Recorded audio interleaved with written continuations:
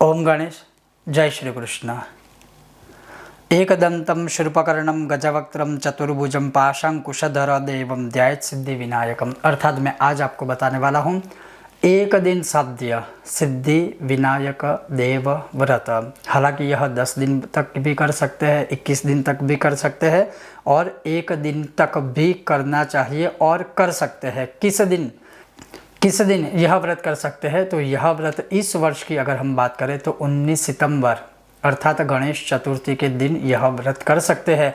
और यह जो व्रत है वो साक्षात भगवान श्री कृष्णचंद्र ने युधिष्ठिर को बताया था कि जब कुरुक्षेत्र का यह युद्ध महाभारत का चल रहा था और जल्द ही पूर्ण होने वाला था, उस समय पर भगवान को युधिष्ठिर ने पूछा था कि हे प्रभु, आप कोई ऐसा व्रत बताइए जो व्रत करने से मनुष्य की कामना सिद्धि होती है और युद्धादि क्षेत्रों में विजय प्राप्त करता है। तब जाके भगवान ने यह व्रत युधिष्ठिर को सुनाया था। और इसी व्रत की कथा में स्यमंतक मणि से जुड़ी हुई भी कथा है, वो भी मैं आपको संक्षिप्त में सुनाऊंगा। अगर आपको यह विषय वीडियो पसंद आता है तो लाइक कीजिएगा, शेयर कीजिएगा, चैनल पर नए हो तो सब्सक्राइब करके घंटी का आइकन अवश्य दबाइएगा। तो चलिए शुरू करते हैं। तो यह व्रत जो है वह इस वर्ष 19 सितंबर 2023 को है और यह व्रत जो है इसे सिद्धि विनायक व्रत भगवान ने नाम दिया है और यह सभी सिद्धियां देने वाला है। युद्धादि क्षेत्रों में विजय देने वाला है, कोर्ट कचहरी क्षेत्र में विजय देने वाला है और यह एक दिन साध्य व्रत है। अर्थात आप एक दिन भी चाहो ना तो भी कर सकते हो और इसी दिन हम गणेश जन्मोत्सव के रूप में भी इसे मनाते हैं। अब इसमें क्या है, तो अगर आपने इस व्रत को एक दिन साध्य के रूप में लिया है, ग्रहण किया है या संकल्प लेते हो कि केवल एक दिन के लिए करोगे, गणेश जी का जो प्रथम दिन होता है चतुर्थी का उस दिन, तो अवश्य ही यह बहुत उत्तम है। अब इस व्रत में आप चाहे तो गणेश स्थापना कर सकते हो या अगर गणेश स्थापना नहीं भी करनी है तो घर में जैसे हमारे मंदिर में मूर्ति होती है भगवान गणेश जी की या घर में ही गणपति दादा की मूर्ति होती है, उन्हीं मूर्ति के सामने भी यह व्रत कर सकते हैं। कैसे कर सकते हैं? तो जैसे सबसे पहले तो आपको मानसिक रूप से संकल्प लेना है कि आप जो भी कामना हेतु यह व्रत कर रहे हैं तो वो कामना बोल के भगवान के सामने आप मन में बोल दीजिए, अपने जो भी भाषा में बोलना है वो। या फिर कोई कामना नहीं है तो ये बोल सकते हैं कि हे सिद्धि विनायक देव, हे भगवान गणेश जी, आपकी प्रसन्नता हेतु, आपकी कृपा प्राप्ति हेतु यह व्रत मैं कर रहा हूँ या कर रही हूँ, वो भी एक दिन साध्य अर्थात एक दिन के लिए, आप उसे स्वीकार कीजिएगा। यह संकल्प आपने ले लिया। अब इस संकल्प को ले लेने के बाद जैसे आप भगवान गणेश जी के ऊपर अभिषेक जल से कर सकते हैं, पंचामृत आदि से कर सकते हैं, दूध दही घी शहद आदि से भी कर सकते हैं, गन्ने के रस से भी कर सकते हैं। अभिषेक करते समय आप अथर्व शीर्षम का पाठ कर सकते हैं या संकट नाशन गणपति स्तोत्र का भी पाठ कर सकते हैं। अभिषेक आदि स्नान आदि भगवान को करवा देने के बाद भगवान को आप जैसे टीका लगाइए, भगवान को अक्षत अर्पण कीजिए, भगवान को पुष्प समर्पित कीजिए, भगवान को पुष्प की माला पहनाइए। उसके बाद भगवान के ऊपर जो पूजन सामग्री होती है अबीर गुलाल कुमकुम हल्दी आदि वो अर्पित कीजिए। फिर भगवान के सामने जो इस व्रत में लिखा हुआ है कि 21 लड्डुओं का भोग लगाना है, अर्थात 21 लड्डू जो है वो भगवान के सामने प्रसाद के रूप में आप भोग लगाइए। उसके पश्चात भगवान के सामने गौ माता के घी का दीपक प्रज्वलित कीजिए। उसके बाद भगवान को धूप समर्पित कीजिए, अर्थात भगवान के सामने धूप बत्ती या धूप स्टिक जो भी है वह प्रज्वलित कीजिए। उसके बाद भगवान की आरती कीजिए।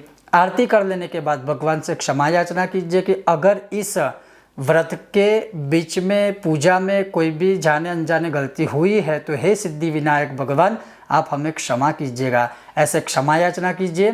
और फिर आपने जो पूजा पूरी की है, जो संकल्प लिया था उसे छोड़ दीजिए, अर्थात मैंने जो पूजा की है हे भगवान आप उसे स्वीकार कीजिए। अब ये हो गया पूरा इसका विशेष विधान सिद्धि विनायक व्रत का। अब उसकी कथा क्या है वो भी आप सुनिए कि जैसे लिखा है कि एक समय की जहाँ बात है कि समंतक मणि की कथा के विषय में इस प्रकार से जो भगवान ने कहा था और जो शास्त्रों में बताई है कि एक बार नंद किशोर ने सनत कुमारों से कहा कि चौथ के चंद्रमा के दर्शन करने से श्री कृष्ण पर जो लांछन लगा था वह सिद्धि विनायक व्रत करने से ही दूर हुआ था। ऐसा सुनकर सनत कुमारों को आश्चर्य हुआ। उन्होंने पूर्ण ब्रह्म श्री कृष्ण को कलंक लगने की कथा पूछी तो नंद किशोर ने बताया कि एक बार जरासंध के भय से श्री कृष्ण समुद्र के मध्य नगरी बसाकर रहने लगे। इसी नगरी का नाम आजकल द्वारिका है। द्वारिकापुरी में निवास करने वाले सत्राजित यादव ने सूर्य नारायण की आराधना की। तब भगवान सूर्य ने उसे नित्य 8 बार सोना देने वाले समंतक नामक मणि अपने गले से उतार कर दे दिया। मणि पाकर सत्राजित यादव जब समाज में गया तो श्री कृष्ण ने उस मणि को प्राप्त करने की इच्छा व्यक्त की। सत्राजित ने वह मणि श्री कृष्ण को न देकर अपने भाई प्रसेनजित को दे दिया। एक दिन प्रसेनजित घोड़े पर चढ़कर शिकार के लिए गया। वहां एक शेर ने उसे मार डाला और मणि ले ली। रीछों का राजा जामवंत उस सिंह को मारकर मणि लेकर गुफा में चला गया। जब प्रसेनजित कई दिनों तक शिकार से न लौटा तो सत्राजित को बड़ा दुख हुआ। उसने सोचा कि श्री कृष्ण ने ही मणि प्राप्त करने के लिए उसका वध कर दिया होगा। अतः बिना किसी प्रकार की जानकारी जुटाए उसने प्रचार कर दिया कि श्री कृष्ण ने प्रसेनजित को मारकर समंतक मणि उनसे छीन लिया है। इस लोक निंदा के निवारण के लिए श्री कृष्ण बहुत से लोगों के साथ प्रसेनजित को ढूंढने वन में गए। वहां पर प्रसेनजित को शेर द्वारा मार डालना और शेर को रीछ द्वारा मारने के चिन्ह उन्हें मिल गए। रीछ के पैरों की खोज करते करते वे जामवंत की गुफा पर पहुंचे और गुफा के भीतर चले गए। वहां उन्होंने देखा कि जामवंत की पुत्री उस मणि से खेल रही है। श्री कृष्ण को देखते ही जामवंत युद्ध के लिए तैयार हो गया। युद्ध छिड़ गया। गुफा के बाहर श्री कृष्ण के साथियों ने उनकी 7 दिन तक प्रतीक्षा की। फिर वे लोग उन्हें मर गया जानकर पश्चाताप करते हुए द्वारकापुरी वापस लौट गए। इधर 21 दिन तक लगातार युद्ध करने पर भी जामवंत श्री कृष्ण को पराजित न कर सका। तब उसने सोचा कि कहीं यह वह अवतार तो नहीं जिसके लिए मुझे रामचंद्र जी का वरदान मिला था। यह सोचकर उसने अपनी कन्या का विवाह श्री कृष्ण के साथ कर दिया और मणि दहेज में दे दी। श्री कृष्ण जब मणि लेकर वापस आए तो सत्राजित अपने किए पर बहुत लज्जित हुआ। इस लज्जा से मुक्त होने के लिए उसने भी अपनी पुत्री का विवाह श्री कृष्ण के साथ कर दिया। कुछ समय के बाद श्री कृष्ण किसी काम से इंद्रप्रस्थ चले गए। तब अक्रूर तथा ऋतुवर्मा की राय से शतधनवा यादव ने सत्राजित को मारकर मणि अपने कब्जे में ले ली। सत्राजित की मौत का समाचार जब श्री कृष्ण को मिला तो वे तत्काल द्वारिका पहुंचे। वे शतधनवा को मारकर मणि छीनने की तैयार हो गए। इस कार्य में सहायता के लिए बलराम भी तैयार थे। यह जानकर शतधनवा ने मणि अक्रूर को दे दी और स्वयं भाग निकला। श्री कृष्ण ने उसका पीछा करके उसे मार तो डाला पर मणि उन्हें नहीं मिल पाई। बलराम जी भी वहां पहुंचे। श्री कृष्ण ने उन्हें बताया कि मणि इसके पास नहीं है। बलराम जी को विश्वास न हुआ। वे अप्रसन्न होकर विदर्भ चले गए। श्री कृष्ण के द्वारिका लौटने पर लोगों ने उनका भारी अपमान किया। तत्काल यह समाचार फैल गया कि समंतक मणि के लोभ में श्री कृष्ण ने अपने भाई का भी त्याग कर दिया। श्री कृष्ण इस अकारण प्राप्त अपमान के शोक में डूबे थे। सहसा वहां नारद जी आ गए। उन्होंने श्री कृष्ण जी को बताया कि आपने भाद्रपद शुक्ल चतुर्थी के चंद्रमा का दर्शन किया था, इसी कारण आपको इस तरह लांछित होना पड़ा है। श्री कृष्ण ने पूछा कि चौथ के चंद्रमा को ऐसा क्या हो गया जिसके कारण उसके दर्शन मात्र से मनुष्य कलंकित हो जाता है। तब नारद जी ने बोले कि एक बार ब्रह्मा जी ने चतुर्थी के दिन गणेश जी का व्रत किया था। गणेश जी ने प्रकट होकर वर मांगने को कहा तो उन्होंने मांगा कि मुझे सृष्टि की रचना करने का मोह न हो। गणेश जी जो ही तथास्तु कहकर चलने लगे। उनके विचित्र व्यक्तित्व को देखकर चंद्रमा ने उपहास किया। इस पर गणेश जी ने रुष्ट होकर चंद्रमा को शाप दिया कि आज से कोई तुम्हारा मुख नहीं देखना चाहेगा। शाप देकर गणेश जी अपने लोक चले गए और चंद्रमा मानसरोवर की कुमुदनियों में छिप गया, अर्थात मानसरोवर में वह छिप गया। चंद्रमा के बिना प्राणियों को बड़ा कष्ट हुआ। उनके कष्ट को देखकर ब्रह्मा जी की आज्ञा से सारे देवताओं के व्रत से प्रसन्न होकर गणेश जी ने वरदान दिया कि अब चंद्रमा शाप से मुक्त तो हो जाएगा, पर भाद्रपद शुक्ल चतुर्थी को जो भी चंद्रमा के दर्शन करेगा उसे चोरी आदि का झूठा लांछन जरूर लगेगा, किंतु जो मनुष्य प्रत्येक द्वितीया को दर्शन करता रहेगा वह इस लांछन से बच जाएगा। इस चतुर्थी को सिद्धि विनायक व्रत करने से सारे दोष छूटे जाएंगे, सारे दोषों से मुक्त हो जाएगा। यह सुनकर देवता अपने अपने स्थान को चले गए। इस प्रकार भाद्रपद शुक्ल चतुर्थी को चंद्रमा का दर्शन करने से आपको यह कलंक लगा है। तब श्री कृष्ण ने कलंक से मुक्त होने के लिए यही श्री सिद्धि विनायक व्रत को किया था।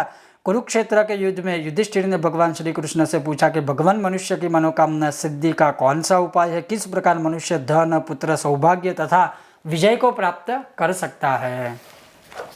यह सुनकर श्री कृष्ण ने यही उत्तर दिया, यदि तुम पार्वती पुत्र श्री गणेश जी का विधि पूर्वक पूजन करो तो निश्चय ही तुम्हें सब कुछ प्राप्त होगा। और तब श्री कृष्ण की आज्ञा से, उनके मार्गदर्शन से ही युधिष्ठिर जी ने गणेश चतुर्थी का यह सिद्धि विनायक नामक व्रत किया और उन्होंने महाभारत के युद्ध में विजय प्राप्त किया था।